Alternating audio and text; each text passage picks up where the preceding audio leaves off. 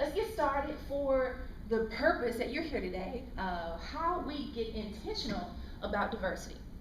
This is one of my signature workshops that I offer organizations. I have a series of workshops that around not only diversity but communication and branding and leadership as well. And this is the one that seems to be in demand here lately. And the reason why I titled it Beyond the Buzzword is mainly because it's in demand. So let's talk about it a little bit. Basis. But we're saying this word over and over again. A lot of times we're hearing it more now than ever. And we're going to talk about why we're hearing it now more than ever. But we're hearing it, and what we don't always realize is where the word came from.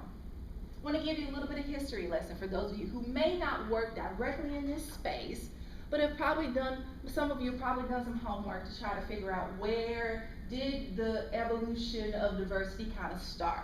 Of course, it started in the 1960s when we see the Civil Rights Enforcement of the Civil Rights Act. President Kennedy was kind of the first person to issue an executive order around anti-discrimination for race and gender, etc. in the workplace. But as you know, executive orders don't always get that much attention, right? Unless there's some legislation behind it. 1970s, we start to see affirmative action kind of rolling out of the Civil Rights Act.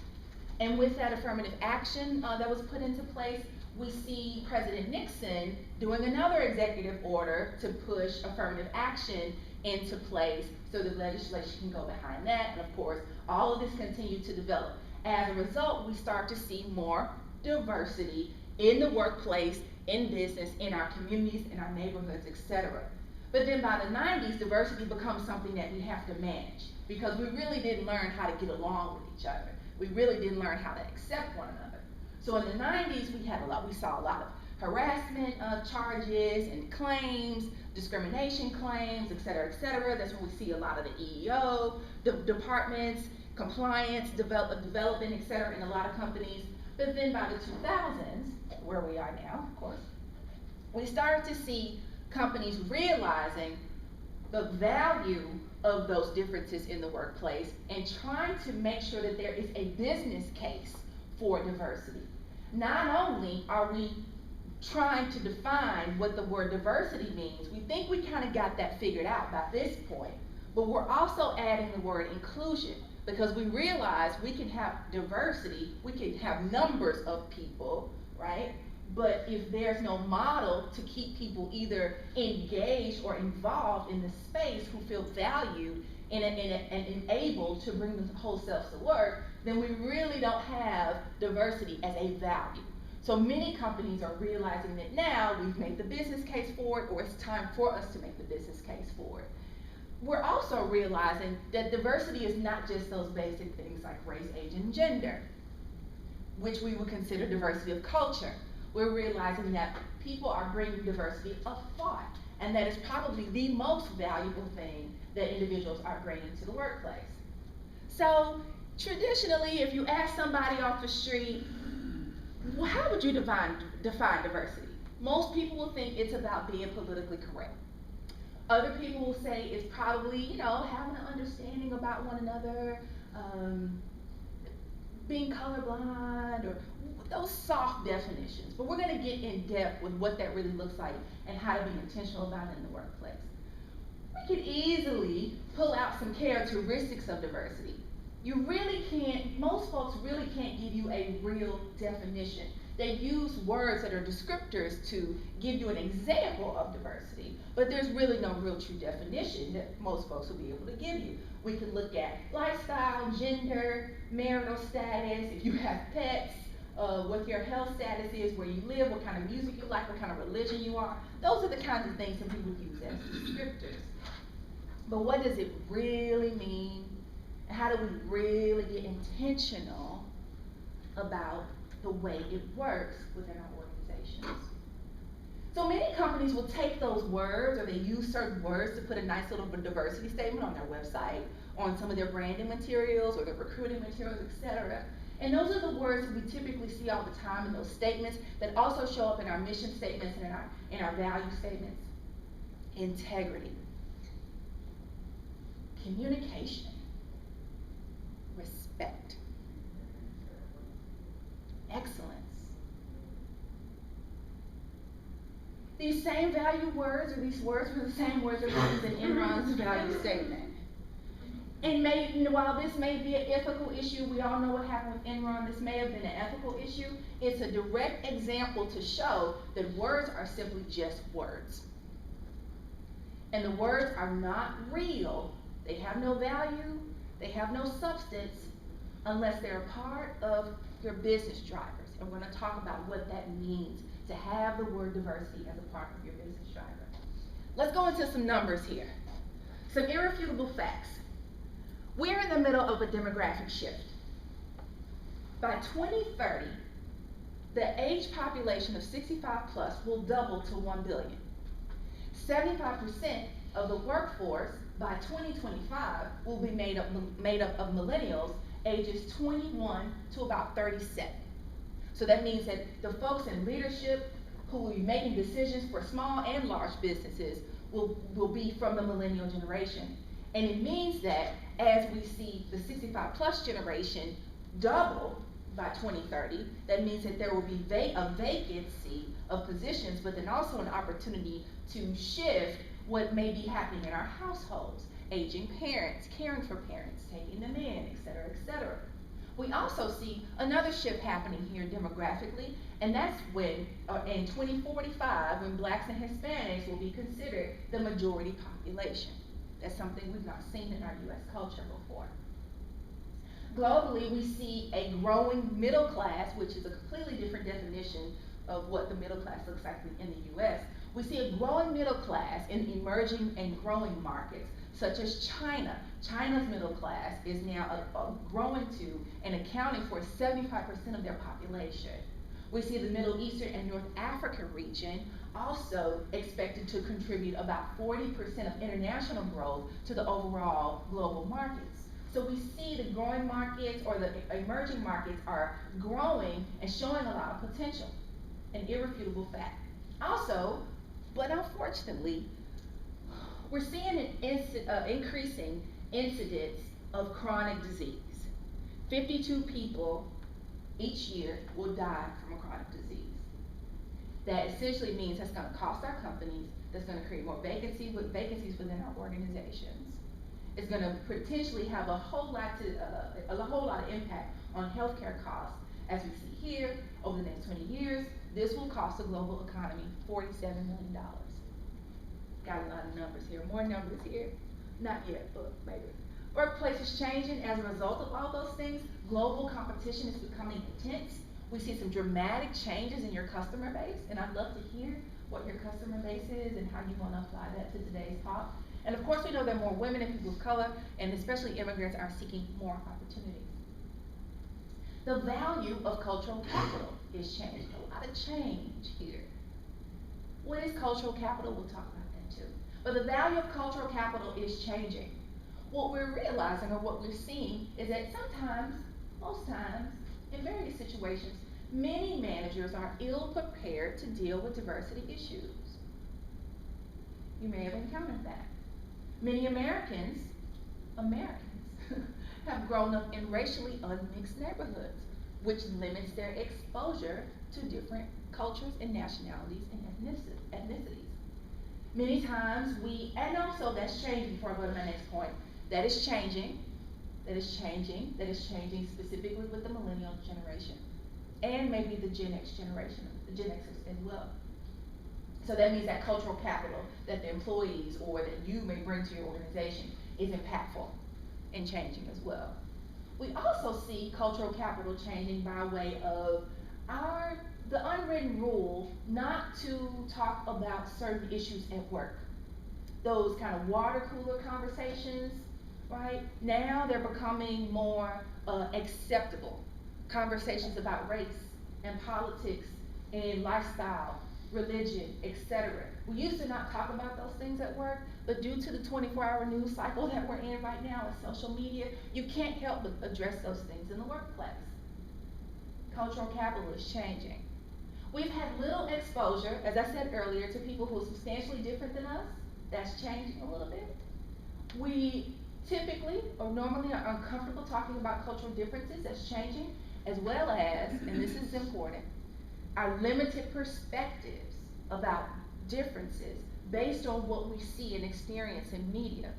A lot of this has to do with what I teach my students and some clients too. A lot of this has to do with confirmation bias. We only listen to certain media outlets, pay attention to certain forms of media, or hang around a certain group of people who also practice the same habits that we practice. And so that limits our perspective.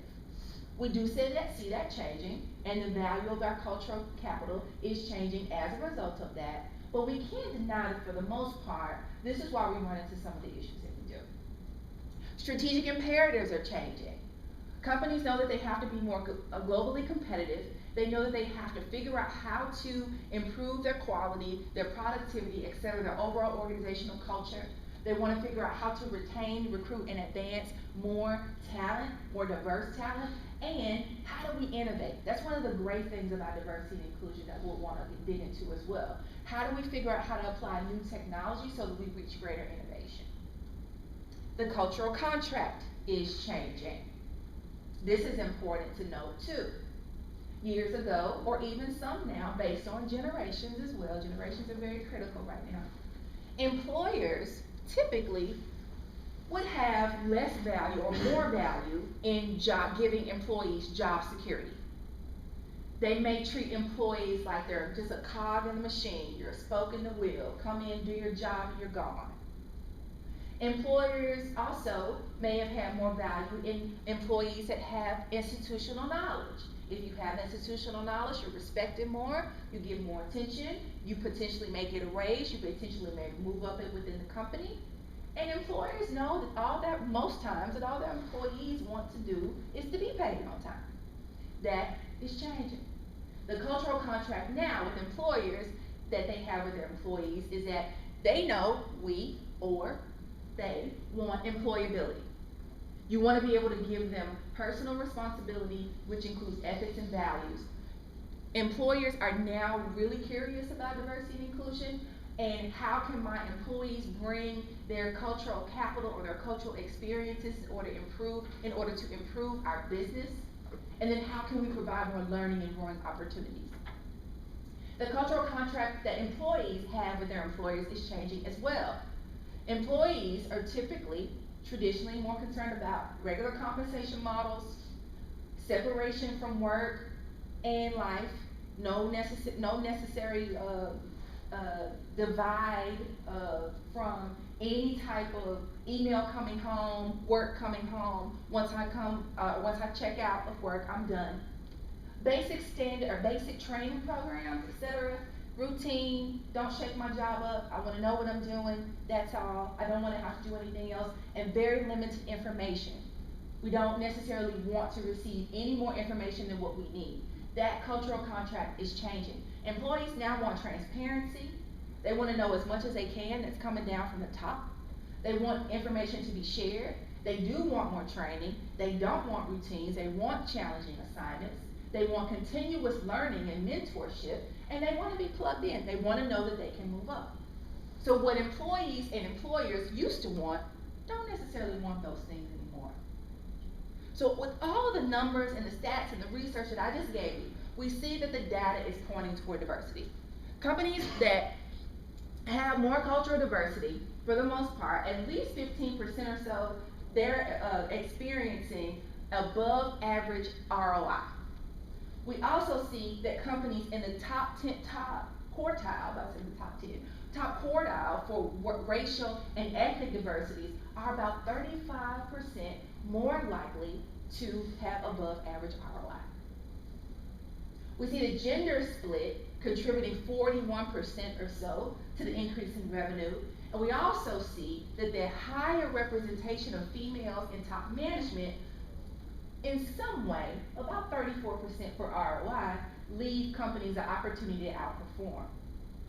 And lastly, we see about 3/4 of C-suite executives reporting that their companies are seriously looking to increase their diversity efforts and ramp up on the things that they're doing within the next 3 years.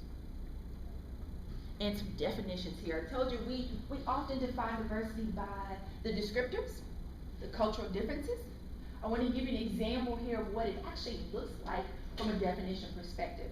One of the things that we can add to the definition are the descriptors, but we must say that diversity is a broad range of similarities and differences that include the descriptors that we often say. Right? So when we think about that, what we're really saying is diversity is a measure. And that's it. We're going to look at that again. But inclusion is when we actually have an opportunity to provide equal opportunity to the numbers of the cultural experiences and differences and similarities that we now have in that environment. So again, we have diversity as a range, inclusion as more of an action.